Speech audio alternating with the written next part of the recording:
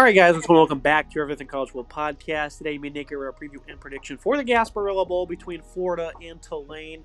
13.5-point favorites are the Gators, 49.5 is the total. 3:30 p.m. Eastern Time on Friday, December 20th, live from Raymond James Stadium in Tampa, Florida. Getting things started with the Gator defense on a Tulane offense that's got some headlines here. You know, the entire quarterback room that I thought was a pretty good one is now in the transfer portal. Mensa is committed to Duke. Ty Thompson will indeed start in this game, though. He's a free agent while playing in the game. Kind of strange. And then Kai Horton, the backup's also in the portal. I envision maybe he'll be available as well. Ty Thompson's not a bad quarterback. This is a guy I used to talk to back when he played at Oregon. I thought he was a talented four-star coming out of high school. 4 years in the college football, though, when he just doesn't have any experience. That kind of shows you, where he lies. Has not really been able to get on the field. 6'4", 225, though. He's been a good runner for them in a variety of different packages. 243 rushing and 6 touchdowns. Only 11 attempted passes. I think this is a guy who's going to come out here and he's going to play some free-flowing ball. He's waited 4 years for this opportunity, Nick, to impress. Will he have a great game? I don't know. I think he'll do respectable because I think this is a guy who does have some legitimate arm talent. But Mensa came in as a freshman and beat him out for this position I thought was his. The receiver room, though, it's good. Mario Williams from USC has put on a show this year, 940 and 5 touchdowns. Dante Fleming and Keith Brown also have 470-plus yards and a combined 5 touchdowns. They also have a good tight end, Alex Ballman, leads the team with 7 scores. What do you think of Ty Thompson in this matchup, Nick, going up against a Gator defense that has a lot of juice? They're pretty banged up in the secondary, though. That's been the case for the last couple of weeks. It's not really phased them too much, though, playing LSU and Ole Miss. This is probably not going to be the toughest challenge, but Ty Thompson, I think, is a good quarterback, and these are good receivers, and they're going to go out there and they're going to play a hard game. Yeah, I agree with your assessment that Thompson's more of a serviceable quarterback in the situation. Really good runner, 243 yards, 6.1 yards per attempt, and 6 scores for him on 40 attempts in different sets. He's a guy that's a really solid player. I think he's been just waiting for that opportunity. He's marketing himself. Hopefully he lands a great gig after this game. Rooting for him. I really hope he finds it and figures it out. Good player overall. This is a good wide receiver room that's supporting him. A bunch of veterans that could really work with him and figure things out. Mario Williams, 940, 17.4, and 5 scores is really good, about 72 yards per game. Dante Fleming has been really good, about 20 yards per catch, 585, and 1 score for him. Keith Brown's been really solid as well, 470 and 4 scores. Bauman, the tight end's been good for this team as well, 7 touchdowns, about 200 yards receiving. And Mekhi Hughes, the star running back, has got 2 touchdowns and 176 yards receiving out of the backfield. So a good unit overall. I think this is a serviceable unit that could really keep this team in the game. I think it's, if you plug in a quarterback, you get a couple weeks of practice as well. I think Thompson will have a decent enough game. I don't know if it'll be enough to get them over the finish line in the end, but I think he'll be a solid quarterback, and hopefully he lands on his feet after the season. You look at a great running back in Mekhi Hughes, who's going to be playing in this game, has no intentions right now of entering the portal. This is a great runner, though. 1,372 yards, 15 touchdowns. Last 2 games, he's been rendered ineffective, though. The Army game, they playing from behind for the most part. Memphis did nothing, also kind of playing from behind in that game. Run defense for Florida, it's, seen better days, but it's been really good over this 3-game winning streak that's catapulted them to a bowl game. You have only 141 to Ole Miss. They had a running back and a defensive tackle getting the main carries, though, so I don't know if that's an accurate assessment. FSU doesn't have any running backs, and then LSU, they don't have a great run game. So this is going to be the best rushing attack they've seen since the Texas game where they got scorched in that one. Certainly was an uphill battle playing in Austin that day. This run defense has been relatively good, though, against tougher opponents. They've been quite sound. They have plenty of guys on this defensive line. They've really recruited the trench as well. That's one thing that's been impressive about this team, and they're really starting to see these guys fully emerge. Caleb Banks, Tyreek Sapp's had an elite year as a run defender. George Gums has been an impressive producer. I like what Cameron Jackson and TJ Searcy bring to the table. Cameron James as well. A handful of guys are in the portal, guys like Pyburn. They're not going to be playing. Desmond Watson brings a lot of size to the table, and LJ McCray is probably going to see a long leash in this game. I think Florida's probably going to dominate the trenches in this one, Nick. It's a good offensive line for Tulane. They just not really showed up the last couple of games running the ball, and that's their identity, is to run the ball, eat time of possession away. But I think Ty Thompson's legs might be utilized a great deal in this game. Left tackle Derek Graham's really good. Right tackle Rashad Green as well. So they have a nice tackle duo here. But on the interior, they might get outclassed. But Thompson getting to the edge and that QB run might just elevate this offense a little bit. A good rushing attack here, led by Hughes, who's been phenomenal. Nearly 1,400 yards rushing and 5.3 yards per attempt and 15 scores from 100 yards per game. About 205 yards per game for the offense as a total, about 5 yards per carry and 2.5 touchdowns for this team. So they're Tulane, phenomenal. at rushing the ball here. I do like what they have in the trenches for Florida. I think Sapp's a phenomenal player. 44 total tackles, 13 tackles for loss, 7 sacks for him. CRC's been really good as well. 34 total tackles, 4 tackles for loss, 2 sacks. George Gums has been good as well. 32 total tackles, 8 tackles for loss, 5 sacks. And then Childs has been solid, and Caleb Banks, has been really good. Banks, 21 total tackles, 7 tackles for loss, 4.5 sacks. Billy Napier's really worked on the trenches, and that's what helped get this team to a 7-win season when it looked like he was going to get fired. He saved his job, got a 7-win season. A lot of this because of a really good run defense that's solid in the trenches. We alluded to the secondary being beat up. That's been the case for the last couple of weeks. Nothing new. Dijon Johnson's had to step up at corner. Chiquez Bridges has been great this year. Marshall and Moore still down. Cormani McLean, I think, might get on the field a little bit more than Jakeem Jackson. Hasn't played since week 2 and he transferred out of the program. So I don't know. The secondary's really beat up. They have 2 guys in Johnson and Bridges, though. But if there's any injuries there, could be a bit of an issue.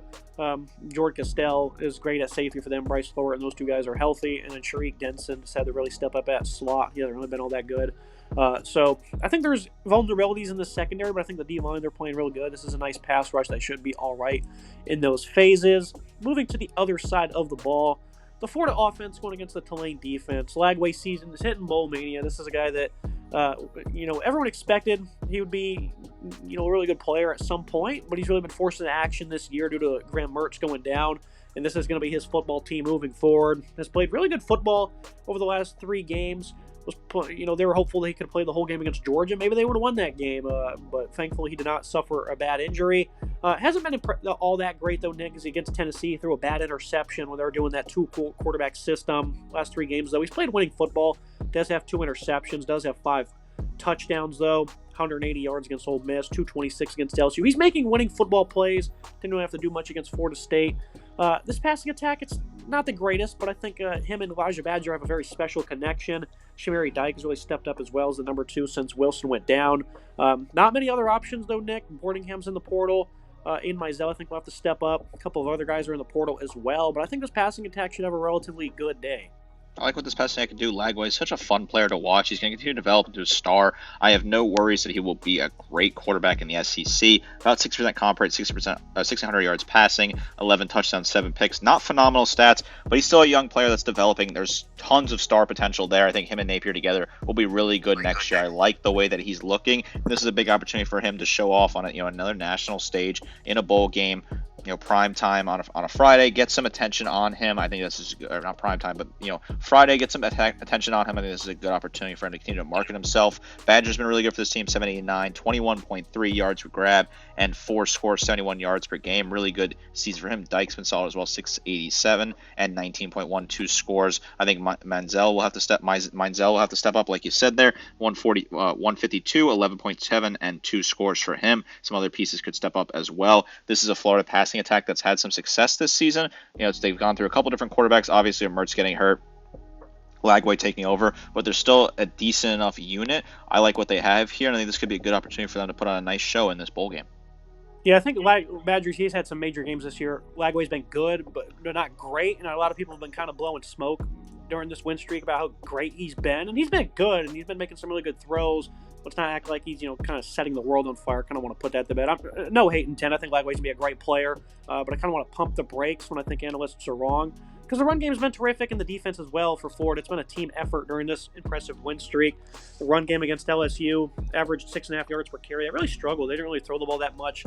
Ball was able to rip off a big one late in that game to seal the deal against Ole Miss. They did some impressive plays for the most part. It was tough sledding against a great D-line and against Florida State. No issues there. Montreal Johnson looks like he'll play in this one. 600 yards, 6 scores. 600 plus for Jaden Bond, 7 touchdowns. For being 227 pounds, Nick, this guy's got some moves. He's got some pretty impressive athletic ability, like what he's really evolved into for Florida. And then you have an offensive line as well for the Gators. It's been pretty stout as the seasons went on. Going up against a defense that's been really good throughout the year until the last 2 weeks. Against Memphis, they got gassed, and then against Army, they couldn't get off the field either. Something's just happened to this unit. Top edge rusher Matthew Fobbs-White transferred out of the program, won't be playing. Still a lot of veterans, though. Cam Hamilton, Patrick Jenkins, Aiden Huntington. One of their starting defensive linemen, Parker Peterson's also transferred out. I like what they have at linebacker, though. Tyler Grubb, Sam Howard, 2 solid players there. What do you think these guys are going to be able to accomplish here, Nick, against the Florida team that's, clicking, playing with some, playing on high cylinders, playing some pretty good defenses, while Tulane they've just been reeling coming into this game. Defense has not been that good.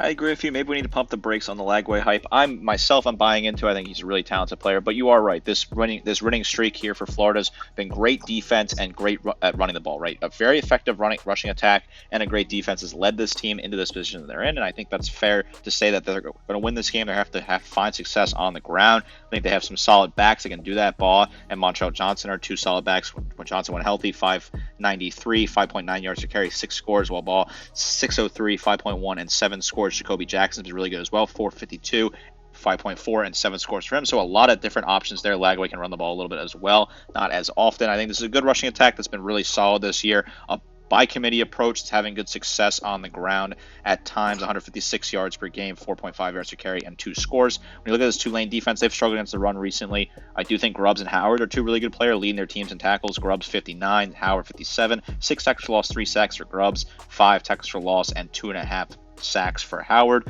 Both got a pick as well. Solid numbers there. This is a unit that's got a bunch of opt-outs, a bunch of missing pieces here and there on the defensive line and in the secondary, so I worry about that a little bit here. I think this is an opportunity for Florida's offense to have a lot of success on the ground, control the tempo, control the game, and that could really open up the offensive playbook for DJ Lagway and company. This has been a good pass defense for Tulane throughout the year, 6th ranked nationally. They've also played some pretty bad offenses for the most part. Memphis and North Texas, the two top passing defenses they faced, did a good job against North Texas. It was a blowout. They're playing from behind, so they had 449 yards. Memphis, they couldn't slow them down. Other than that, though, they've played some weak offenses, and they've not really – I don't think they're prepared for this challenge, I guess you could say. Micah Robinson, Rayshawn Pleasant have been good corners this year. I like what they have in the back end. Caleb Bransaw in the slot's been a good player, and they have a nice, average safety group as well.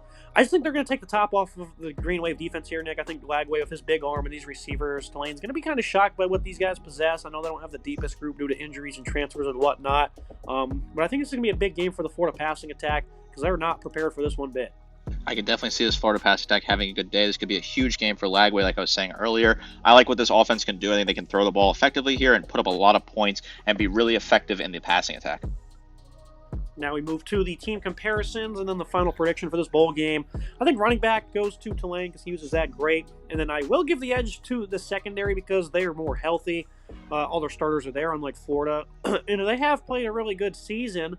That doesn't mean it's not a bad matchup, even though they're the better unit, Nick. Other than that, I think the Gators have a clear edge in every other spot. And I think that the Gators are going to win this game with ease. Tulane, this is a team I picked to make the playoffs and win the conference title game back in the preseason, and they got right there, and then they just ran into a wall. Did nothing against Memphis, looked horrible, looked even worse against Army. They blew home field opportunity, had to go on the road, made some silly mistakes throughout that contest as well to lose that one in blowout fashion. The Gators are playing with house money here. They've beaten some really good teams. They kept Ole Miss out of the playoff. I mean, this is a tale of two different stories right here. Nick, Gators are going to win this one big, 45-14. Lagway has a big game. Defense plays with plenty of juice. This will be an easy game for them. It's not a long road trip from Gainesville either, so this will not be a close contest one bit. I certainly think Florida's going to win this game. I just have an issue with the 14-point spread. That's a lot of points to lay, in my opinion. I think it can certainly happen, but I'm feeling a little cold feet on that, so I'm going to take Tulane to cover, but I don't really feel phenomenal about, either way. I think, potential that Florida absolutely beats the brakes off them and blows them out for all the reasons you listed there, but I think Tulane's rushing attack could keep them in this game. Mensa going will certainly make this a competitive game, in my opinion, and I think that there's I think Ty Thompson will be do enough of a quarterback, keep him in the game. I worry about the defense. I think it could be a lot more points than I said. I think we could be looking at a really high scoring game potentially. I went on the more conservative side. I'm trying to still feel out bowl mania and trying to figure out what I was thinking with some of these picks early on. This is one of the first games that I picked, so certainly trying to feel things out. These are two fun teams. I like both these teams. Certainly credit to Billy Napier and company, and credit to you as well, Dalton. You were one of the only people that picked Florida to have 7 wins this season. You and Alyssa Lang from the SC Network both picked them to have 7 wins, and both of you got that right. Credit where credit is due. I was a little more conservative. I went with 6 wins, which a lot of people didn't go with 6 wins, but I went 6 wins, feeling decent about that as well. So this is a Florida team that overachieved this year. They're building things. I think they're building the trenches. They're getting the right prospects in. Lagway certainly looks like the quarterback of the future. I like what they can do on the ground. And Tulane, Summerall staying there. They're building something in NOLA as well, a team that has a lot of success in their future, in my opinion, as well. Really solid matchup on paper. Could be a blowout. I think it'll be a little bit closer. Certainly a game worth watching on Friday. A really fun matchup, in my opinion. Yep, that's going to be it for today's episode. I appreciate the flowers there. Yes, I was a big believer in this team, and it came around at the end. They've been playing good football really for a solid 2+ months. So the Gators are going to ride that momentum into an easy victory here in the Gasparilla Bowl. Max confidence points 47 on this one. Lagway and crew will get the job done. Make sure you guys like, comment, subscribe. See you next time.